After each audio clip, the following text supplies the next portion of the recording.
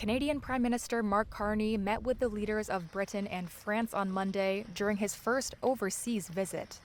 His decision to visit Paris and London instead of Washington, as is usual for Canadian leaders, comes after U.S. President Donald Trump escalated trade tensions with both Canada and Europe and floated threats of annexing Canada. It's more important than ever for Canada to reinforce its ties with our reliable allies.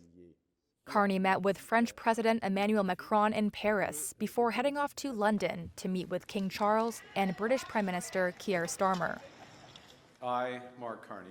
Carney, a former central banker, became the leader of Canada's ruling Liberal Party this month by depicting himself as an outsider with a history of tackling crises. He argued he was best placed to oversee trade negotiations with Trump, who has threatened additional crippling tariffs on Canada and frequently muses about making the country the 51st U.S. state. In London, Carney made clear those comments were not welcome. We've called out those comments. They're disrespectful, they're not helpful, and they need to stop before, and they will have to stop before we sit down and have a conversation about our broader partnership with the United States. Carney has yet to speak to Trump, and the U.S. president has remained silent about his appointment.